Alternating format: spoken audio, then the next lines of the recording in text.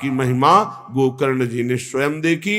भगवान स्वयं आए, गोकर्ण जी को हृदय से लगाकर अपने धाम ले गए। श्री सनकादि इस महात्म को सुनाने के बाद कहते हैं, कथा में जब बैठे तो मलमूत्र का वेग हमको कथा से हटा ना सके, ऐसा कुछ खान पान की व्यवस्था रखनी चाहिए।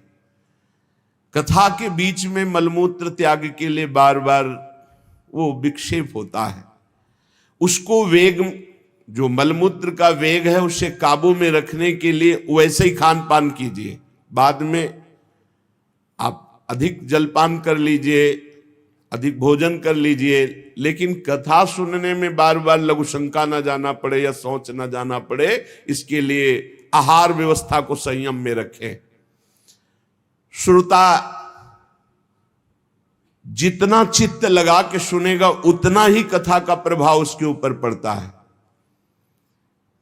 यदि वो निराहार रहकर भगवान की चर्चा सुने, अच्छा है, पर यदि व्याकुलता भूख की हो रही, प्यास की हो रही, तो जल पी लेना चाहिए, उचित भोजन पा लेना चाहिए, क्योंकि चिंतन कथा का होना चाहिए, भगवान का होना चाहिए, भोजन का नहीं।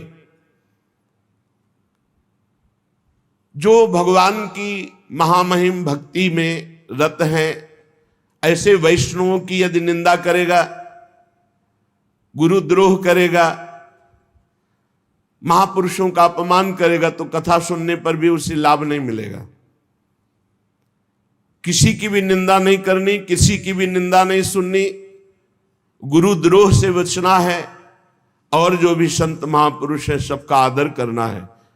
वैष्णव अपराधी के ऊपर फिर ये तेज प्रकाशित नहीं होता। ये वैष्णव तेज स्थापित भगवत समुद्र है श्रीमद् भागवत। सत्य आचरण, सत्य वार्ता, सत्य संकल्प, पवित्रता, दया, अधिकतर मौन रहने का स्वभाव, सरल स्वभाव, विनयी स्वभाव, उदारता, निरंतर नाम जप, बहुत जल्दी कथा का प्रभाव प्रकाशित होता है। सूत जी कहते हैं, शौनक जी यूं कहकर महामुनि सनकादि ने 1 सप्ताह तक श्रीमद् भागवत की कथा सुनाई। जो परम पवित्र भगवत भक्ति प्रदान करती है, अगर मोक्ष चाहे तो मोक्ष प्रदान करती है, अगर सर्व पाप नाश चाहे तो सर्व पाप नाशिनी है। सर्व पाप हराम पुण्याम भक्ति मुक्ति प्रदायिनी।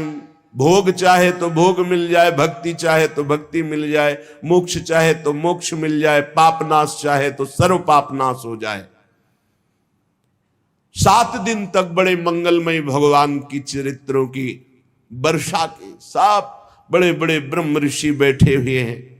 नियम पूर्वक सबने कथा सुनी। देवर्षि नारद जी जब 7 दिन पूरी कथा हुई तो हाथ जोड़कर कहा, धन्योस्मि अनुग्रहीतोस्मि भवद्भि करुणा परैहि अद्य में भगवान लाभत सर्व पाप हरो हरि। मैं धन्य हो गया, हे भगवत स्वरूप सनक सनंदन सनातन सनत कुमार, आपने मुझे धन्य कर दिया भगवान की पावन चर्चा सुनाकर। मेरा श्री हरि में और प्रेम बढ़ रहा है। भगवान की चर्चा में नवम नवम भगवत प्रेम बढ़ता है, और अनुरागी को ऐसा लगता है 1000 बार वही सुनने पर यही लगता है तो नया नया नया स्वाद, नवम नवम। आज मेरे हृदय में भगवान श्री हरि के प्रति अगाध प्रेम बढ़ रहा है। आपने जो भगवत चर्चा सुनाई, मैं सब साधनों में सर्वश्रेष्ठ साधन मानता हूं भगवान श्री वृंदावन बिहारी श्री कृष्णचंद्र जी की प्राप्ति का भगवत चर्चा सुनी जाए। जितना अधिक भगवत चरित्र सुना जाएगा उतना अधिक लाभ प्राप्त होगा। सूत जी कह रहे, नारद जी कथा समाप्त होने पर सनक सनंदन सनातन सनत कुमार की यूं स्तुति कर ही रहे थे कि देखा शोरगुल मच गया, पीछे से सब खड़े होने लगे। तो दृष्टि गई, कौन आ रहा है? तो देखा दिगंबर, शरीर में कोई वस्त्र नहीं, 16 वर्ष की अवस्था, आत्मलाभ से परिपूर्ण भगवान सुखदेव जी पधार रहे। तत्राययो 16 वार्षिकस्तदा व्यासात्मजो ज्ञान महाब्धि चंद्रमा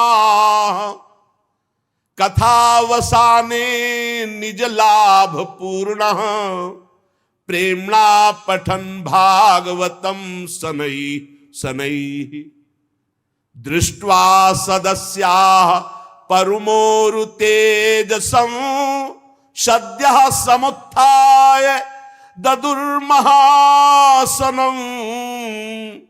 प्रीत्या सुरर्षिस्तम पूजयत् सुखं स्थितो वदत् संसृणुतामलां गिरं। जे ही स्तवन कर रहे थे सनक सनंदन सनातन सनत कुमार का नारद जी, उसी समय भीड़ में कोलाहल मच गया। क्या? व्यासनंदन भगवान श्री सुखदेव जी पधार रहे। 16 वर्ष की अवस्था, आत्मलाभ से परिपूर्ण, ज्ञान के महासमुद्र, धीरे धीरे श्रीमद् भागवत के श्लोकों का गुनगुनात कर पाठ करते हुए आ रहे। जे ही देखा परम तेजस्वी भगवान सुखदेव जी, सभासद सब खड़े हो गए। एक ऊंचा आसन विराजमान किया गया, उसमें श्री सुखदेव जी को लाके विराजमान किया। देवर्षि नारद आदि बड़े बड़े ऋषियों ने पूजन किया। जब सब सुख पूर्वक बैठ गए, भगवान श्री सुखदेव जी ने कहा, मेरी वाणी सुनिए। हे रसिक, हे भक्तजन, हे भावुकजन, ये श्रीमद् भागवत वेद रूप कल्प तरु का परिपक्व फल है और मुझ सुखदेव रूपी सुख के मुख का संयोग हुआ है। इसमें प्रेमामृत रस भरा हुआ है, रस ही रस है। इसमें न छिलका है न गुठली है। पिबत भागवतम रसमालयम मुहुरहो रसिका भुवि भावुकाहा। पियो, खूब पियो, अपनी श्रवणेंद्री से ये भगवत चर्चा रूपी महाअमृत रस का खूब पान करो, बार बार पान करो। इसकी रचना भगवान श्री कृष्ण द्वैपायन व्यासदेव जी ने की है। इसमें निष्काम परम धर्म का निरूपण है। इसमें बहुत जल्दी शुद्धंताकरण होकर सत्य वस्तु का बोध हो जाता है। जो श्रीमद् भागवत का श्रवण करता है तो दैहिक दैविक भौतिक तीनों तापों की शांति हो जाती है। जो इसका आश्रय लेता है उसे और कोई साधन करने की आवश्यकता नहीं होती, वो भगवत प्राप्त हो जाता है। जब कभी कोई पुण्यात्मा भगवत कृपा से इसके श्रवण का पूर्ण संयोग बनता है तो उसी समय भगवान निश्चय कर लेते हैं कि अब ये मुझे अधीन कर लेगा। श्रीमद् भागवत श्रवण मात्र से भगवान अधीनता स्वीकार कर लेते हैं। ये विशुद्ध ज्ञान का भी इसमें वर्णन है, भक्ति का भी वर्णन है, वैराग्य का भी वर्णन है। कोई श्रवण करे या कोई गायन करे और दोनों मनन करे तो निश्चित जीवन मुक्ति स्थिति श्रीमद् भागवत प्रदान कर देती है। ये रस केवल मृत्यु लोक में है, न स्वर्ग में है, न सत्यलोक में, न अन्य लोकों में। इसलिए खूब पान करो अपनी श्रवण इंद्री से इस भगवत रस का। सूत जी कहते, श्री सुखदेव जी महाराज ये कह ही रहे थे कि उसी समय और कोलाहल हो गया। जैसे श्री सुखदेव जी के आने पर कोलाहल हुआ था, सबकी दृष्टि गई तो देखा अपने पार्षदों के सहित बनमाली भगवान श्री कृष्ण मध्य में सभा के प्रकट हो गए। अब तो और आनंद बढ़ा। बड़े बड़े महापुरुषों ने सुंदर सिंहासन स्थापित किया, भगवान विराजमान हुए, मुरली मनोहर, सबने उनकी पूजा की। अब तो कोलाहल बंद ही नहीं हो रहा था। इतने में देखा तो भगवान महादेव जी उमा सहित फिर देखा तो भगवान ब्रह्मा जी, अरे आनंद ही आनंद। महादेव जी, ब्रह्मा जी, भगवान श्री हरि सिंहासन में विराजमान।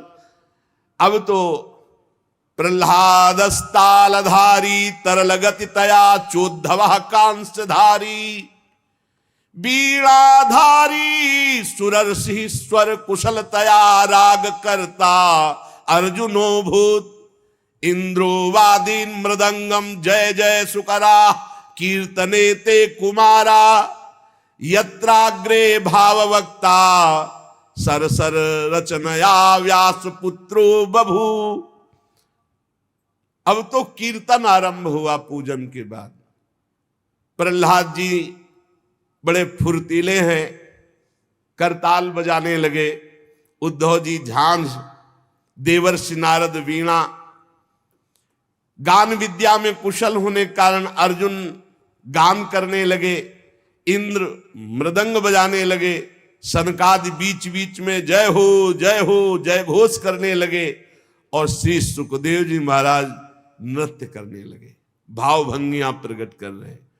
और इनके बीच में भक्ति ज्ञान वैराग्य महान तेजोमय होकर नटों के समान अद्भुत अद्भुत भाव भंगियां प्रकट कर रहे हैं। अलौकिक कीर्तन। भगवान बहुत प्रसन्न हुए और कहा, तुम सबकी हमारे प्रति जो प्रियता, हमारे लीला चरित्र के प्रति प्रियता और ये कीर्तन, इससे मैं तुम्हारे अधीन हो गया हूं। वरदान मांगो तुम सब, जिसकी जो इच्छा हो। भगवान के वचन सुनकर समस्त सभा बहुत प्रसन्न हुई। प्रेमार्द चित्त से सबने हाथ जोड़कर कहा, भगवान हमारी यही प्रार्थना है कि भविष्य में जहां कहीं भी आपकी कथा हो, आपकी चर्चा हो, आप पार्षदों सहित अवश्य पधारें। जहां कहीं चर्चा हो, भगवान भी वचन देते हैं, मद्भक्ता यत्र गायन्ति तत्र तिष्ठामि नारदा। जहां भगवत चर्चा होगी भगवान विराजमान है। वैसे सेवक वाणी भी हमारी कहती, रसिद्ध ग्रंथ है, नाम वाणी जहां श्याम श्यामा तहां। जहां नाम वाणी है वहीं श्याम श्यामा विराजमान है। जहां कहीं भी भगवान की चर्चा होगी वहां भगवान अपने पार्षदों के साथ विराजमान होंगे, ऐसा वचन दिया। इसके पश्चात नारद जी ने भगवान तथा उनके पार्षदों को प्रणाम किया। फिर सुखदेव आदि तपस्वियों को नमस्कार किया। फिर जितने कथामृत पान करने के लिए सब लोग आए हुए थे, सबको, सब में भगवान विराजमान है। बड़ा आनंद वर्षा हुई। कोई भी वहां ऐसा नहीं था जिसको मोह हो, सबका मोह नष्ट, सब भगवत स्वरूप में। अब साक्षात ब्रह्मा जी, शंकर जी, बड़े बड़े महापुरुष और स्वयं अखिल कोटि ब्रह्मांड नायक परात्पर इस मुरली मनोहर लालजू महाराज का दर्शन, अब कोई अज्ञान रह जाएगा। सब पूर्ण काम होकर भगवत आनंद में मगन होकर जब आज्ञा हुई तो सब अपने अपने ऋषि मुनि वास स्थान की ओर गए। श्री सुखदेव जी महाराज ज्ञान भक्ति और वैराग्य को श्रीमद् भागवत में स्थापित किया। जो इसका पाठ करेगा उसके अंदर ज्ञान बढ़ेगा, वैराग्य बढ़ेगा, भक्ति बढ़ेगी, और स्वयं भगवान उसके हृदय में प्रकट हो जाएंगे। भगवान ने वचन दिया है, जो दरिद्र हो, दुख की ज्वाला से जल रहा हो, वासना पिशाची ने जिसको रौंद दिया हो, माया के जाल में जो फंस गया हो, इस संसार से जो पार जाना चाहता हो, उसे इधर उधर नहीं भटकना चाहिए। श्रीमद् भागवत की चर्चा स्वयं करे, स्वयं सुने, 2-2 अध्याय 4-4 अध्याय रोज करे, बड़ा मंगल हो जाएगा। शौनक जी ने पूछा, सूत जी, श्री सुखदेव जी ने राजा परीक्षित को भागवत कब सुनाई? आपने बताया गोकर्ण ने धुंधकारी को सुनाई, तो कब? और सनकादि ने नारद जी को सुनाई तो कब, ये मेरी जानने की इच्छा है। सूत जी ने कहा भगवान श्री कृष्ण के स्वधाम गमन के बाद कलयुग के 30 वर्ष। सुशेष चर्चा आगे। श्री राधा वल्लभ लाल की जय।